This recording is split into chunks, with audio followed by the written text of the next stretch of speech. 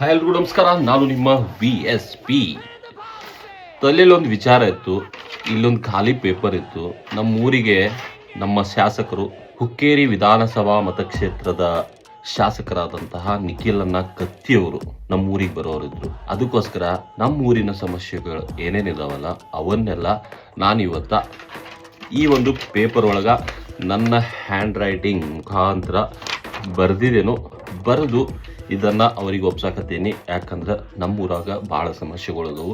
ಆ ಸಮಸ್ಯೆಗಳನ್ನೆಲ್ಲ ಪರಿಹಾರ ಮಾಡಿಕೊಡ್ರಿ ಅಂತೇಳಿ ಒಂದು ಲಿಖಿತವಾದ ಅರ್ಜಿಯನ್ನು ಕೊಡಾಕತ್ತೀನಿ. ಸೊ ಬನ್ರಿ ನಿಖಿಲ ಕತ್ತಿಯವರನ್ನು ಭೇಟಿಯಾಗೋಣಂತ ಮತ್ತು ನಮ್ಮ ಅನಿಸಿಕೆಗಳನ್ನು, ನಮ್ಮ ಪ್ರಾಬ್ಲಮ್ಗಳನ್ನು ಹೇಳ್ಕೊಳ್ಳೋಣ ಅಂತ ಅವ್ರ ಕಡೆಯಿಂದ ಏನು ಉತ್ತರ ಸಿಗ್ತೈತಿ ಅಂತ ಕೇಳೋಣ.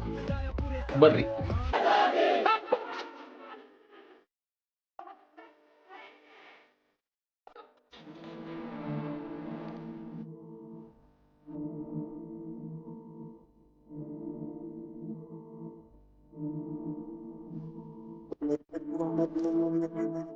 ಸದಸ್ಯ ಇದ್ದೀನಿ ಸರ್.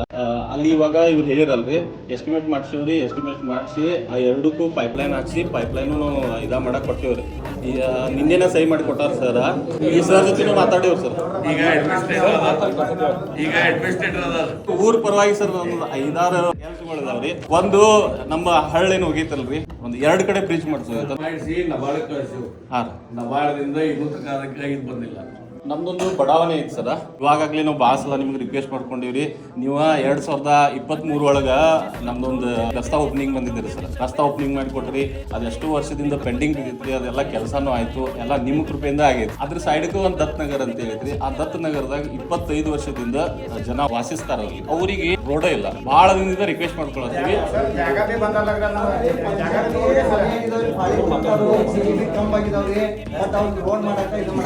ಅಲ್ಲಿ SC ವಾಸದ ಅವ್ರು ಬೇರೆ ಕಡೆ ಅಲ್ಲಿ ಕನೆಕ್ಟಿಂಗ್ ರೋಡ್ ಕನೆಕ್ಟ್ ಆಗ್ತಿತ್ತು ಸರ್. ಅವ್ರಿಗೆ ಕನೆಕ್ಟ್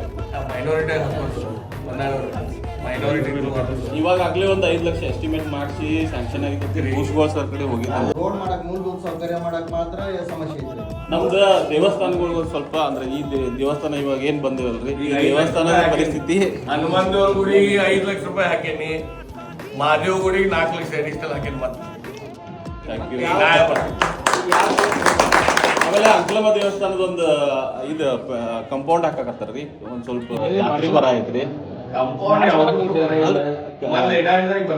ಅಂಕಲಮ್ಮದಿಗೆ ಬಂದ್ರಿ.